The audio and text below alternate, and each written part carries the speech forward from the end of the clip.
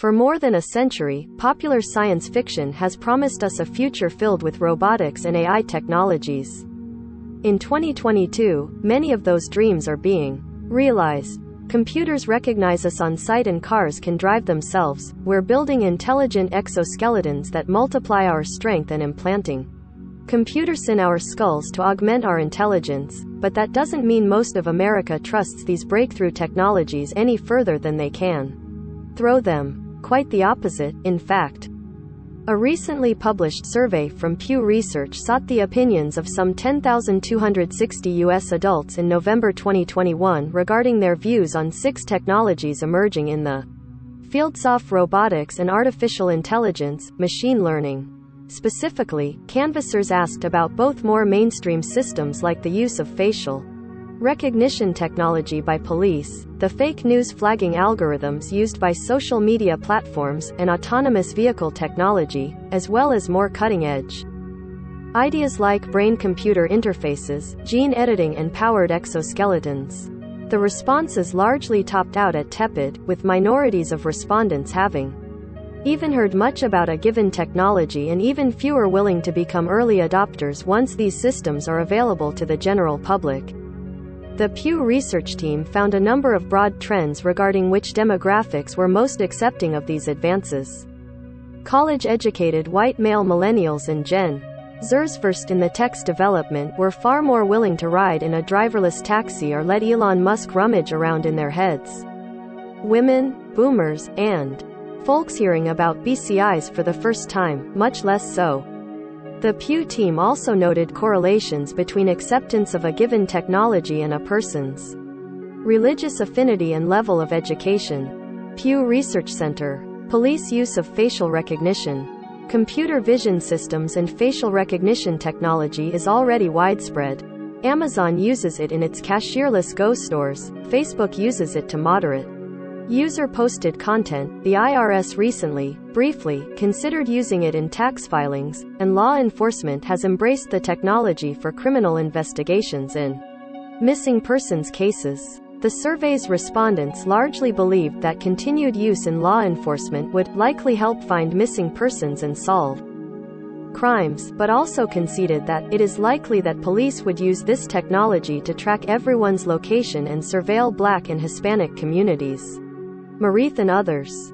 In all, 46% of respondents thought widespread facial recognition use by the police would be a good idea for society, while 27% figured it would be bad and another 27% were unsure either way. Both Americans over 50 and those with a high school diploma or less agreed in equal measure, 52% of respondents, that it would be a net positive, though the researchers note that people who have heard or read a lot about the use of facial recognition technology by police are far more likely to say it's a bad idea.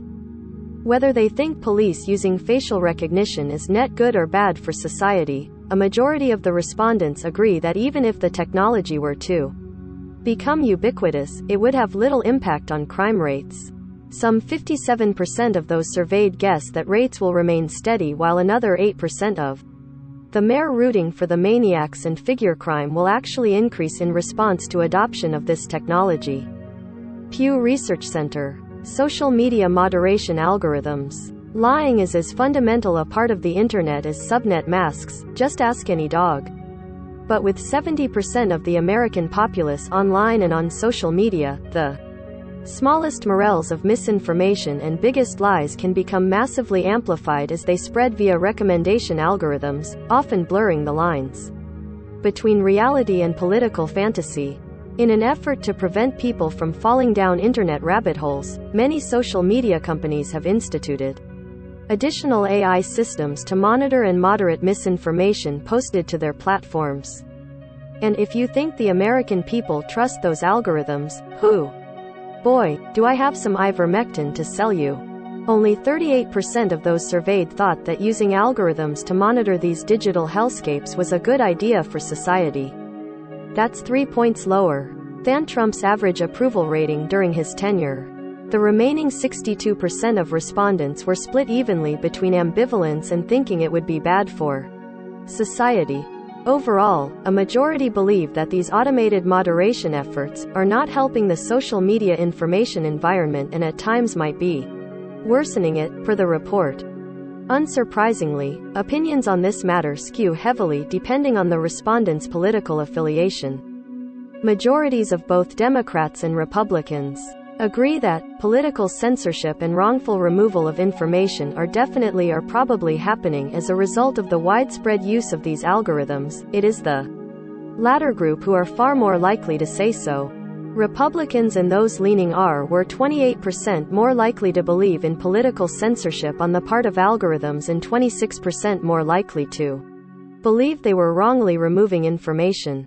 Conversely, Democrats and D-learners were twice as likely to say it is getting easier to find trustworthy information on social media sites due to widespread use of algorithms, and those that hold that opinion are 19% more likely than Republicans to believe that algorithms are allowing people to have more meaningful.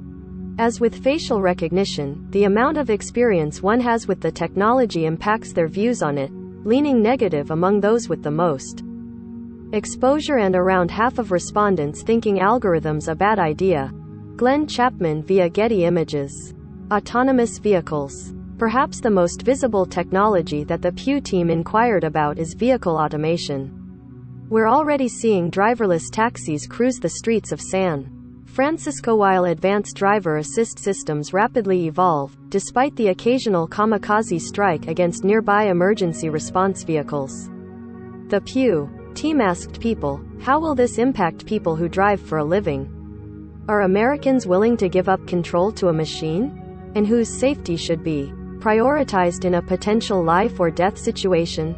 The people responded, bad, no, and pedestrians, but if we really have to. Respondents thought that the widespread use of driverless passenger vehicles is a bad idea for society by an 18-point margin, 44% bad to 26% good, with nearly a third of people unsure. What's more, the number of people unwilling to even ride in a fully autonomous vehicle is nearly double those who would take the ride, 63% no to 37% yes. Older Americans are far less likely to get behind the wheel of an autonomous vehicle than those under 50. With only 25% of 50-plus-year-olds open to the idea compared to 47% of younger respondents. Men are more willing to ride in a driverless car than women, 46% versus 27%, as are people with a bachelor's degree or higher compared to high school graduates. Americans' reticence extends to the other side of the door as well. 45% of the Pew's respondents say they would not feel comfortable sharing the road with driverless vehicles if use of them became widespread, including 18% who would not feel comfortable at all. Only 7% said they would be extremely comfortable sharing the road. That's not to say that Americans are completely against the idea of self-driving vehicles.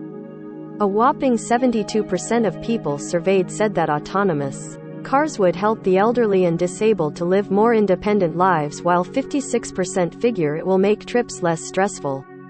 But they are widely concerned, as in, 83% of them, that widespread adoption of the tech would cause drivers and delivery personnel to lose their jobs, and 76% think the technology will put vehicles at risk of being hacked.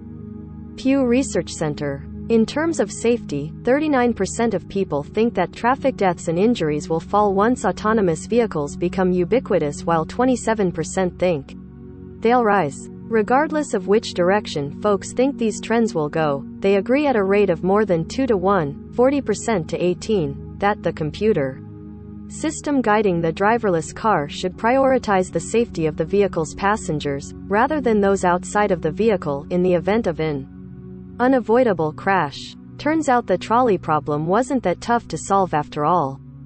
Pew's other three topics, BCIs, gene editing and exoskeletons, are not nearly as commercially available as ADA systems and facial recognition, but that hasn't stopped Americans from inherently distrusting them, even if they're also kind of intrigued by the possibility.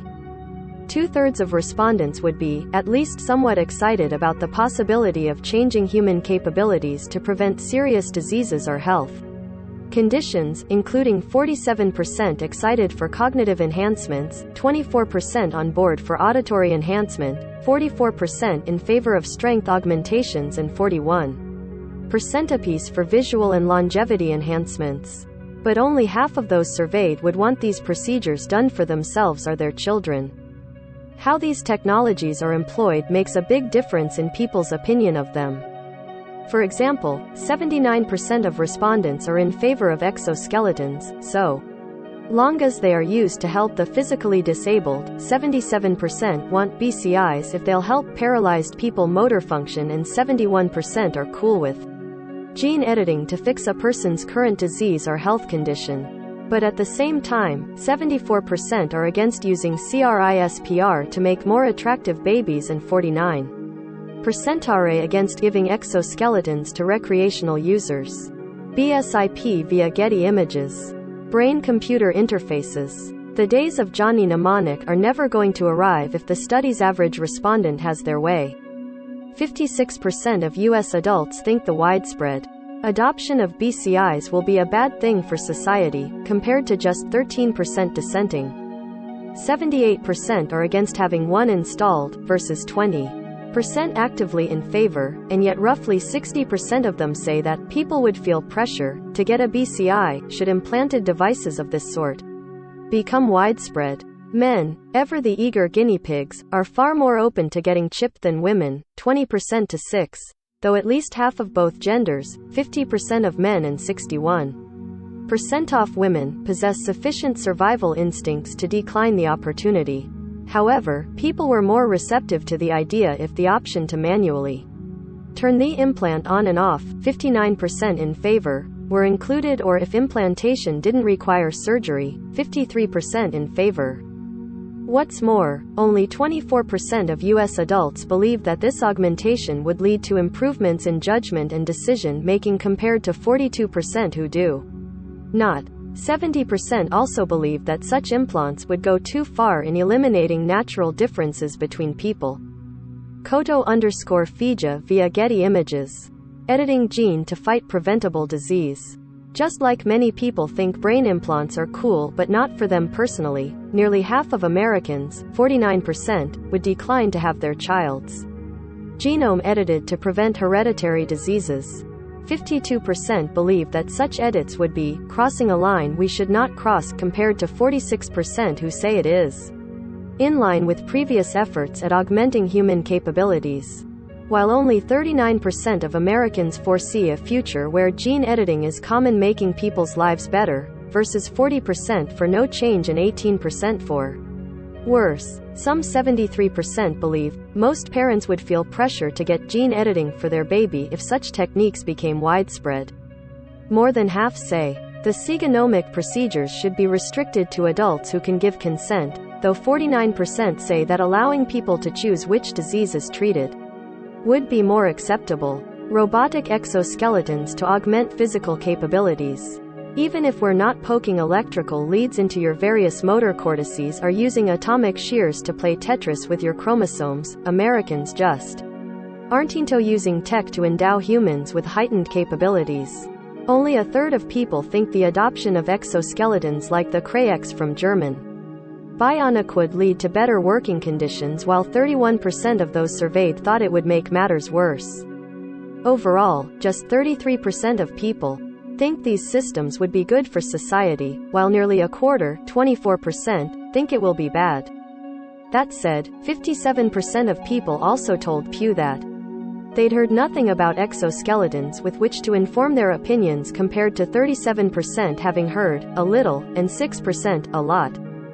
20th Century Studios. Estimates of the technology rose with familiarity, with 48% of those having heard even a little responding that it would be good for society, compared to 22% from those who'd heard nothing. Men took a moment from fantasizing about the P-5000 to answer in the affirmative at a rate of more than 2 to 1, 46%. 19, that exoskeletons are good and cool, and how do I get one? Women, meanwhile, believe their widespread adoption would be a detriment to society by a margin of 29% to 21%. Respondents were largely concerned with the economic impacts this technology would have on the labor market. 81% of Americans fear it would prompt employers to lay off human workers, while 73% are worried that workers would probably or definitely lose strength from relying too much on the German bionic. Still, the respondents did often see the potential benefits of employing exoskeletons in the workplace. Approximately 70% said workers would, probably or definitely, be hurt less on the job, and 65% believe that the tech will open the field of manual labor to people who otherwise wouldn't be physically capable of doing the work. Respondents were also broadly in favor, 68%, of requiring a license to operate these devices, using them to assist people with physical limitations, 79%. Those surveyed were also strongly in favor, 77%, of letting firefighters use the tech to boost their abilities in. All products recommended by Engadget are selected by our editorial team, independent of our parent company. Some of our stories include affiliate links. If you buy something through one of these links, we may earn an affiliate commission.